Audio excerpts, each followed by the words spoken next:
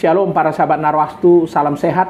Kembali lagi bertemu dengan podcast ke-99 Majalah Narwastu. Kali ini kami didatangi seorang tokoh senior, seorang pakar politik yang tidak asing lagi sebenarnya di negeri ini. Beliau pernah menjadi pimpinan fraksi Partai Demokrasi Kasih Bangsa di DPR RI pada 1999 sampai 2004 atau yang dulu dikenal dengan PDKB. PDKB dulu pernah dipelesetkan juga Protestan dan Katolik Bersatu, juga pernah dipelesetkan Profesor dan Dr. Kristiani Bersatu, PDKB. Karena memang waktu itu para pendirinya adalah profesor dan doktor di kalangan Kristiani. Beliau juga pernah menjadi anggota Komisi Kajian Ketatanegaraan di MPR RI. Dan saat ini menjabat sebagai Sekretaris Forum Konstitusi. Beliau ini sering diundang berbicara di berbagai forum, memberikan nasihat-nasihat seputar sosial politik, kemasyarakatan, juga memberikan tips-tips kepada para caleg. Jadi beliau ini seorang pemikir. Beliau juga di masa mudanya pernah menjadi aktivis KNPI. Juga beliau waktu di Partai Golkar ya, beliau ini dulu sama-sama berjuang dulu di Partai Golkar, waktu itu bersama Akbar Tanjung, Siswono Yudhoyono, Sarwono, Yaakob Tobing. Jadi beliau ini seorang tokoh senior. Dan waktu di Manggala BP7, beliau dulu bersama-sama dengan tokoh legendaris, yaitu Letjen TNI Purnawirawan Pak Sarwoedi, mertuanya Bapak Presiden SBY, Presiden yang ke-6, dulu pernah beliau cukup dekat dengan Pak Sarwoedi.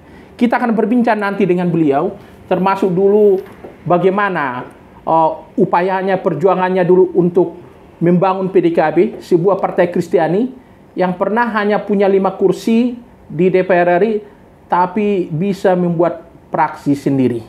Shalom Pak Seto, apa kabar Pak? Shalom, terima kasih, baik. Ya, terima kasih Pak ya, sudah berkunjung ke kantor Narwastu. Ini kesempatan kita juga untuk bisa berbagi pikiran dan gagasan. Pak Seto ini sebenarnya sudah beberapa kali kami undang juga bicara di acara forum komunikasi tokoh-tokoh Kristiani pilihan Narwastu.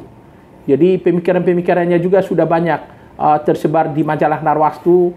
Pemikiran seorang tokoh nasionalis, seorang yang religius, dan juga seorang negarawan. Kita akan berbincang Pak Seto soal perjuangan Bapak dulu di PDKB waktu di MPR RI Pak ya. Setahu saya, partai berbasis Kristiani yang terakhir itu adalah Partai Damai Sejahtera, punya fraksi di DPR RI dari 2004 sampai 2009. Setelah itu tidak muncul lagi. PDKB pada 1999 sampai 2004. Sebenarnya apa yang Bapak rasakan sebenarnya sehingga partai berbasis Kristiani tidak muncul lagi saat ini, terutama di pemilu 2024. Silakan Pak.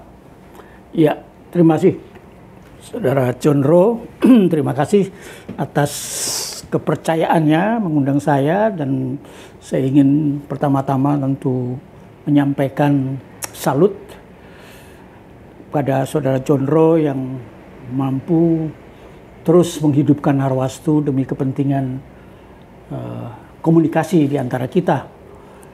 Nah, menyambung persoalan partai berbasis Kristiani.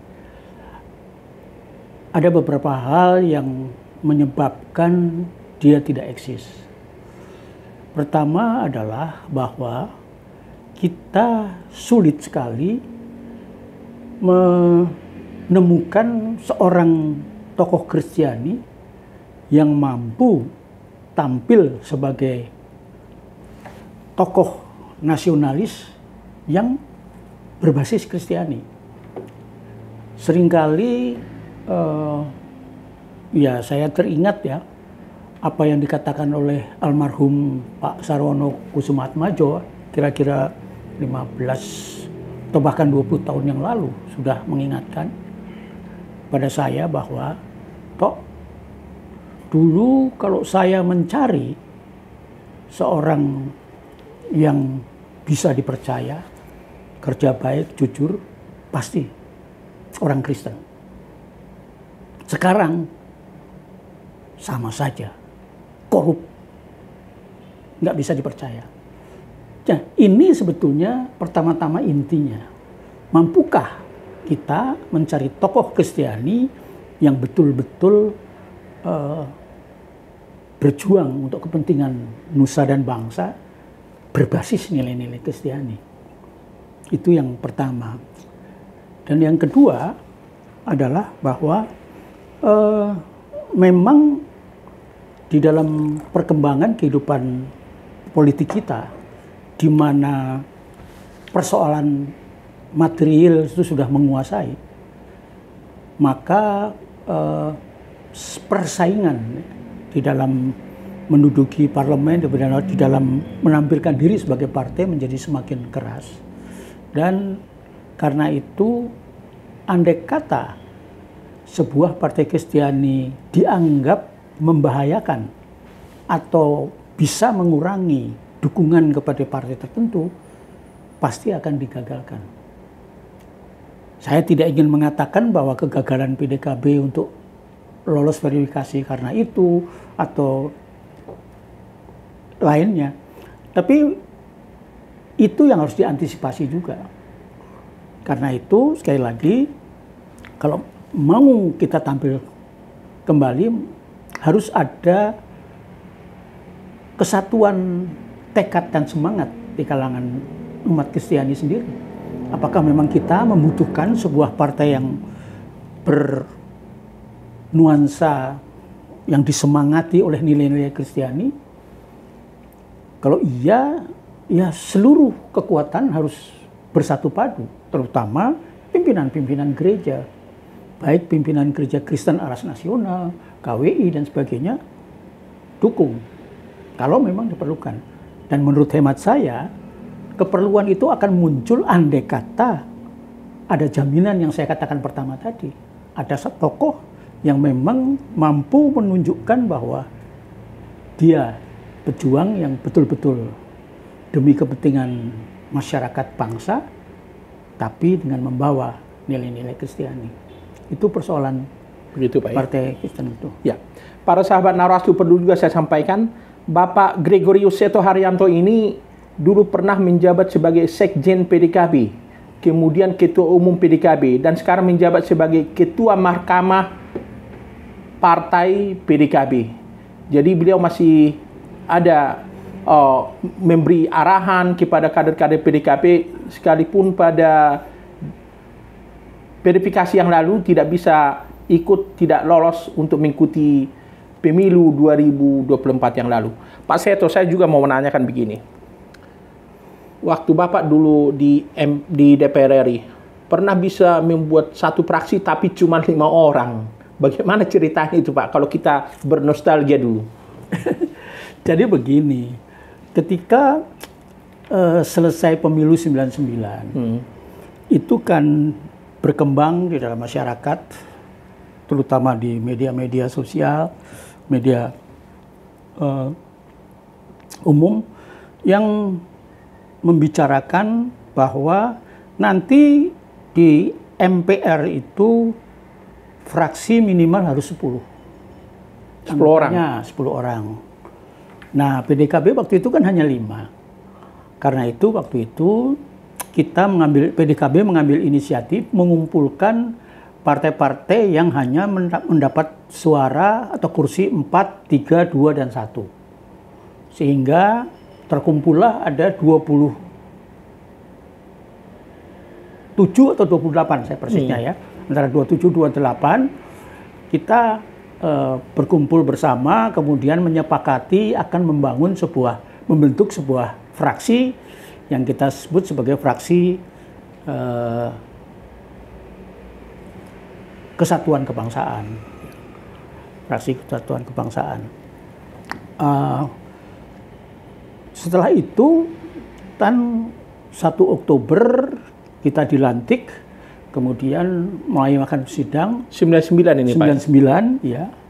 Nah, kemudian ketika saatnya pembentukan fraksi, itu sore hari sebelum keesokan paginya itu besoknya ada pembentukan fraksi, saya dikejutkan oleh berita, waktu itu ada berita di TV yang menampilkan press conference dari orang-orang yang membentuk fraksi Kesatuan Kebangsaan yang dipimpin oleh almarhum Sutradara Ginting tanpa mengikut sertakan PDKB. Tentu kita kaget gitu kan, sehingga kemudian waduh, terjadi kepanikan di antara kita. Tapi kemudian saya menyatakan sudah, kita tunggu besok. Bagaimana? Sudah, kita tunggu besok. Nah, keesokan harinya saya membiarkan kita menyelesaikan dulu tata tertib MPR disahkan. Setelah tata tertib MPR disahkan, kemudian sebelum sidang ditutup, Ketua Pak Amin Rais, Ketua MPR, ya, menyatakan nanti sore kita akan mengesahkan fraksi-fraksi, tolong masukkan nama-nama fraksi. Nah, sore harinya kita rapat gitu, Pak Amin kaget karena saya masukkan 5 orang sebagai satu fraksi. Jadi Pak Amin langsung tanya, loh ini kok ada fraksi cuma 5? Begitu. Lalu saya interupsi, saya jawab, mohon maaf Pak, tolong ditunjukkan pada saya, pada kita semua, pasal mana dari tata tertib yang menyatakan bahwa harus 10. Itu kan kesepakatan di luar. Tidak ada di dalam aturan kita. Itu kan, tidak ada aturan kita.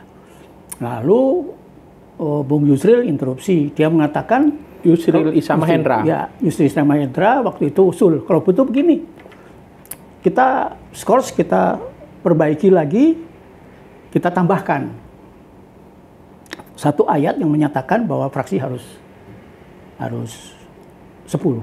Jadi sempat ada juga upaya pencegahan juga? Iya. Lalu saya interupsi balik, saya mengatakan, kalau Bung Yusril boleh mengusulkan usul penambahan, saya juga boleh dong.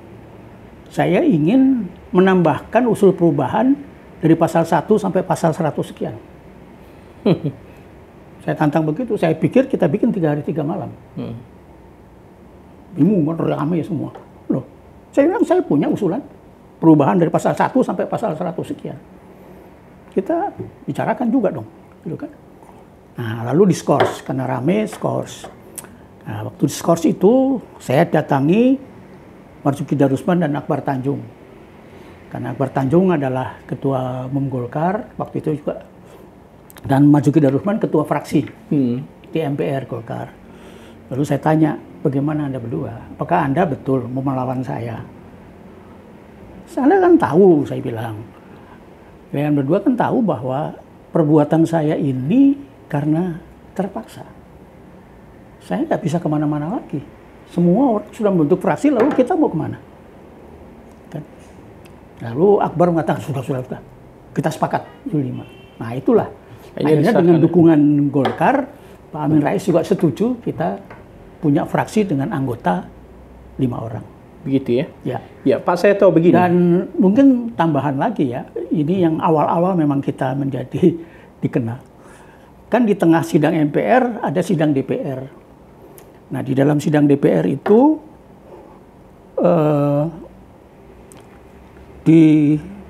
akan membicarakan pimpinan-pimpinan komisi di DPR. Waktu itu hanya ada 9 komisi. Nah, pimpinan komisi itu di dalam draft yang disusun oleh pimpinan DPR didominasi oleh PDIP dan Golkar. Lalu saya tanya kepada pimpinan, saya bilang interupsi. Akbar tanya, ada apa, saya tahu. Saya mau tanya, ini pimpinan komisi ini ditetapkan secara musyawarah mufakat atau pemungutan suara? Akbar langsung bilang, bandit kau mau? Loh, kalau kita mau musyawarah mufakat, gotong royong, ya paling tidak saya dapat 1 lah. Saya ingin mengusulkan supaya Profesor Astrid menjadi wakil ketua di Komisi 1, gitu kan. Nah, itu juga begitu Pak ya? Iya. Iya. Akhirnya kita bisa menduduki juga salah satu pimpinan komisi. Iya. Pak Seto, di berbagai media nasional juga sering ditulis dulu, termasuk pendapat pakar politik M. Budiatna, seperti di Suara Pembaruan, saya masih ingat pernah disampaikan begini. Dulu waktu ada PDKB di DPR RI, kecil tapi vokal. Termasuk dulu waktu ikut membela Gus Dur ya, waktu mau dilengserkan dulu pada 2001. Itu gimana ceritanya itu Pak? Sehingga kok PDKB kayaknya bisa berbeda dari yang lain? Ya inilah yang sekali lagi membuktikan bahwa PDKB itu berkiprah dengan semangat Kristiani, kasih. Jadi kita akan sepakat bahwa apapun kekurangannya Gus Dur, dia adalah presiden. Karena itu sesuai dengan prinsip kasih, ya kita terima dia sebagai presiden kita. Meskipun pada waktu 99 di MPR kita tidak memilih Gus Dur. Kita waktu itu milih Mega. Ya. Tapi ketika dia menjadi presiden ya kita harus mendukung dia. Karena dialah presiden kita, kan itulah demokrasi. Boleh berbeda tapi setelah diputuskan ya kita harus sama-sama bertanggung jawab atas putusan itu. Nah itu yang kita lakukan. Jadi ketika kemudian Gus Dur ingin dilengserkan dengan mencari-cari kesalahan lah. Saya katakan mencari-cari itu juga ini kan proses politiknya itu kan waktu itu kan ada kasus Bulog Gate, ada apa.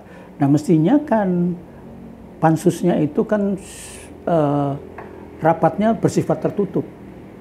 Tapi pada waktu itu ada tokoh-tokoh di pansus itu yang dengan sengaja mengantongi rekaman dan itu disebarluaskan kepada wartawan. Jadi saya bilang ini nggak benar. Kok begini caranya? Gitu kan. Dan salah seorang petinggi, seorang petinggi dari fraksi terbesar waktu itu dengan mengalirkan air mata mengatakan kepada saya, Mas Eto, saya sebetulnya tidak mau ini cara begini, tapi karena saya sudah berjanji Mega harus jadi presiden, ya terpaksa ini terjadi. Dan berapa hari sebelum Gus Dur dilengserkan, saya menghadap beliau di Jalan Irian nomor 7. Dan saya mau itu mencegah supaya Gus Dur jangan mengeluarkan dekret pembubaran DPR atau apapun. Karena saya katakan sulit karena tidak ada aturan pasti di dalam Undang-Undang Dasar. Tapi saya bilang, saya beri contoh, dekret 5 Juli 59 itu kan berjalan setelah dan ternyata 14 Julinya dibenarkan, disahkan oleh Mahkamah Agung, DPR-nya mendukung, ABRI-nya, Angkatan Bersenjata Republik Indonesia juga mendukung, sehingga berjalan. Nah sekarang ini bagaimana mau jalan? Lalu beliau, almarhum Gus Dur mengatakan, loh sudah menghadap si A, jenderal ini menghadap saya. Loh dalam rangka apa? Menyatakan setia pada Pancasila dan Undang-Undang Dasar 45. Lalu saya tanya, versi yang mana Gus? Gebrak meja dia, saya presiden. Oh, terserah. Saya hanya mengingatkan jangan, tapi kalau Gus Dur mau juga silakan. Dan sebetulnya gara-gara maklumat yang dikeluarkan Gus Dur itulah dia dicopot. Dengan alasan tidak ada di dalam Undang-Undang Dasar. Jadi Gus Dur diturunkan bukan karena terbukti dia korupsi atau terlibat Bulog Gate dan sebagainya. Tapi karena itu. Dekret itu. Karena dekret itu. Karena maklumat yang dia keluarkan itu. Begitu ya? Gitu. Ya. Jadi ya kita mengatakan ya ini nggak ya ini politik ya begitu. Tapi secara Kristiani kita merasa bahwa nggak benar. Karena itu ketika sidang MPR, sidang istimewa MPR digelar untuk menurunkan Gus Dur, PDKB menyatakan tidak ikut. Karena itu tidak hadir PDKB di dalam sidang itu. Gitu ya? Iya. Kalau kita lihat jejak rekam Pak Seto, Bapak sering diundang bicara di Mahkamah Konstitusi oleh politisi-politisi senior DPR RI, termasuk di kantor Kementerian Polhukam sampai sekarang. Kalau Bapak melihat situasi saat ini Pak, kita mau menjelang pemilu 2024. Gimana Bapak lihat konstelasi yang paling ramai sekarang ini Pak, yang dibicarakan bukan soal caleg, tapi pilpres. Boleh Bapak kasih refleksi atau pemikiran Bapak tentang situasi saat ini menjelang pilpres 2024 ini Pak? Ya sebetulnya ya ringkasnya itu kan Bapak Presiden kita Jokowi itu kan memang menghendaki bahwa gonjang-ganjing di dalam pengelolaan negara ini diakhiri lah. Marilah kita membangun negara ini secara musyawarah mufakat, gotong royong, kekeluargaan, begitu ya. Karena itu kan beliau mengupayakan, beliau waktu itu sudah melihat misalnya Pak Ganjar salah satu orang yang bisa didorong. Jadi kalau dikatakan presiden cawe-cawe itu ya dalam rangka melihat ke depan bagaimana mewujudkan cita-cita Indonesia emas pada tahun 2045. Nah, itu yang beliau inginkan gitu kan. Tapi kita tahu bahwa keinginan beliau untuk menokohkan Ganjar akhirnya gagal karena tidak ada persesuaian pendapat dengan tokoh partai pendukung Ganjar ya, yang kemudian mengambil alih Ganjar begitu. Sehingga memang akhirnya untuk memastikan programnya berjalan itu Presiden Jokowi beralih melihat ya kemungkinannya hanya Prabowo. Karena Prabowo lah yang satu-satunya yang secara tegas menyatakan bahwa dia mau terus melanjutkan perjuangan menuju Indonesia Emas dengan program-program yang sudah disepakati sebelumnya begitu ya. Nah itulah sebabnya maka ini, dan kemudian persoalannya adalah siapa yang harus jadi wakil. Memang tadinya ada keinginan mungkin dari Jokowi untuk menokohkan atau mencalonkan Pak Erick Thohir, tapi kan di internal koalisi ternyata tidak disepakati secara bulat. Ada partai-partai yang tidak setuju. Dan juga kalau calon-calon yang lain tidak ada, satu-satunya yang kemudian disepakati secara aklamasi adalah nama Gibran, putranya Pak Jokowi. Nah, mula-mula tentu Pak Jokowi juga mempertanyakan apa begitu. Tapi setelah diyakinkan bahwa untuk memenangkan Prabowo ya mau tidak mau harus Gibran harus tampil. Karena bagaimanapun Gibran ini merupakan vote getter. Dialah yang bisa mendorong karena orang tidak bisa lepas bahwa dia putranya Jokowi, dan jangan lupa approval rate Jokowi tinggi, 70-80%. Dan itu kan diharapkan mampu narik. Jadi itu. Jadi ya mohon maaf, saya percaya dengan Pak Jokowi bahwa niat itu bukanlah niat membangun dinasti, tidak. Tetapi niatnya adalah bagaimana mewujudkan cita-cita membangun dan mewujudkan Indonesia Emas pada 2045. Itu yang dilakukan. Nah, memang ya itulah yang sekarang terjadi, yang benar ya, bahwa ternyata memang masyarakat melihat bahwa ya akhirnya harapan mereka dengan apa yang mereka sudah nikmati sekarang ini, karena kalau tidak ada kemajuan kan tidak mungkin approval rate sampai segitu tinggi. Ya. 80%, 75 sampai 80%. Iya, meskipun ya kita juga tidak boleh menghilangkan bahwa pada periode pertama SBY dia sempat memperoleh approval rate sampai 85%. SBY pernah itu. Nah, tetapi ini kan sekarang Pak Jokowi itu begitu tinggi, dan yang bisa meyakinkan itu apalagi kemudian para pendukung Pak Jokowi yang tadinya mendukung Pak Ganjar akhirnya beralih karena pada awal-awal itu kan tim Pak Ganjar dengan basar-basarnya itu menjelek-jelekkan, ya kan? Iya. Menjelek-jelekkan Jokowi, keluarga, bahkan Ibu Iriana gitu kan, dengan kasus MK dan segala macam. Semua ini politiking. Ya. Sehingga ya sulit. Iya. Jadi dengan kata lain, yang kita harus sesalkan itu adalah ternyata pikiran gagasan para elit ini tidak mampu memahami suara kepentingan masyarakat. Sehingga ada perbedaan. Iya. Itu. Begitu ya. Kalau Bapak analisa situasi saat ini, Pak, Bapak kan sudah melihat perkembangan saat ini.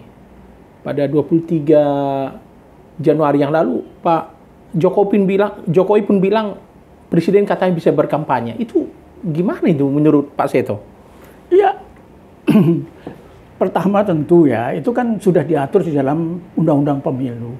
Pasal 281 itu membolehkan presiden itu asal pertama tidak boleh menggunakan fasilitas negara dan kedua harus cuti. Itu ya. Tapi pertanyaannya juga, coba saya tanya ketika periode kedua 2019,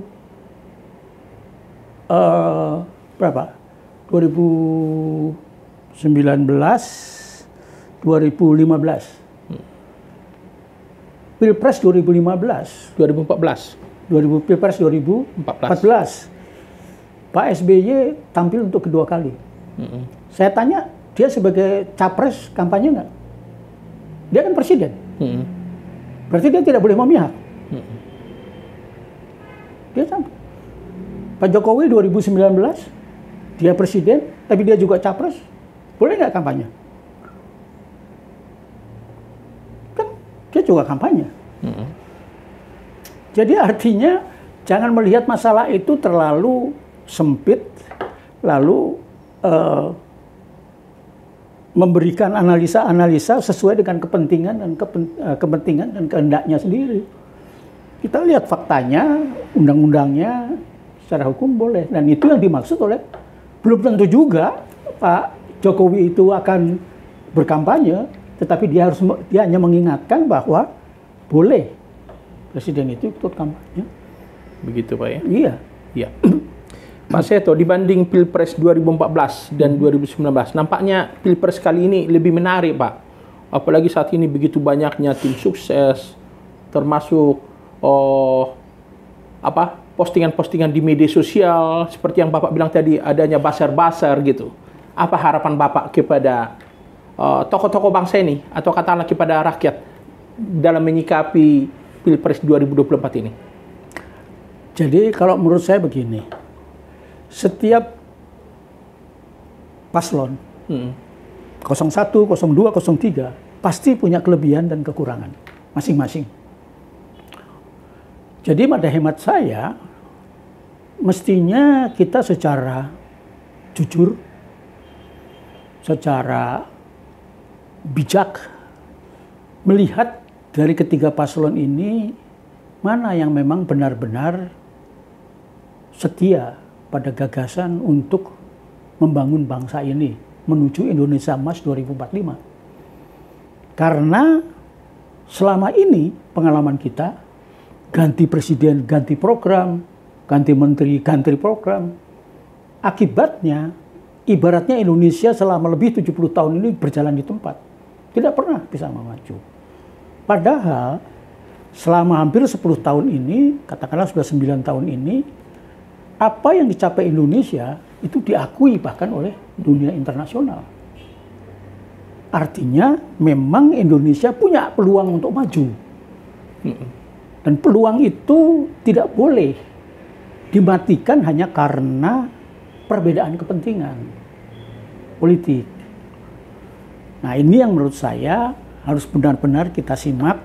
Karena menurut saya, karena masing-masing punya plus minus, ya sudahlah siapapun yang jadi, kita jaga. Yang penting adalah bagaimana kita menjaga program menuju Indonesia Emas ini bisa terwujud. Dan jangan lupa, salah satu ancaman dari program Indonesia Emas 2045 ini adalah ancaman dari luar. Kita sudah tahu bagaimana negara-negara Eropa, Amerika itu begitu gencar ya menghantam Indonesia karena program misalnya hilirisasi yang dianggap merugikan mereka. Mereka ingin bahwa Indonesia itu cukup menjual bahan mentah saja lah, jangan Karena mereka menikmati. Dengan hilirisasi mungkin banyak pabrik-pabrik di Eropa, Amerika itu yang harus tutup karena tidak ada bahan mentahnya. Karena itu saya percaya mereka akan berupaya bagaimana menggagalkan ini dan bermain ya. Dan saya berharap mereka tidak ikut campur di dalam pilpres kita. Tapi kalau itu terjadi, nah kita para intelektual ini mestinya menyadari itu dan membantu bangsa ini untuk mengatasi persoalan-persoalan itu. Gitu Pak ya? Ya. Ya. Para sahabat Narwastu, itulah perbincangan yang cukup menarik dengan seorang tokoh senior, seorang figur nasionalis yang selama ini mengamati situasi sosial politik di negara kita, yaitu Bapak Gregorius Seto Haryanto, biasa kita sapa dengan Pak Seto Haryanto.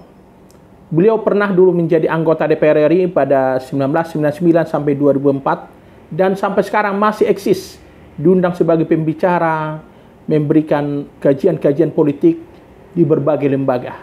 Pak Seto, terima kasih sudah memberikan waktu berkunjung kantor Narwastu. Kiranya Bapak selalu sehat bersama keluarga ya. Terima kasih, semoga perbincangan kita bermanfaat dan doa saya Narwastu terus berkembang, bermanfaat bagi kita sekalian. Ya, amin Pak. Baik, para sahabat Narwastu, itulah akhir dari perbincangan kami. Akhirnya kami undur diri. Shalom, salam sehat, salam kasih Narwastu, dan Tuhan memberkati Indonesia.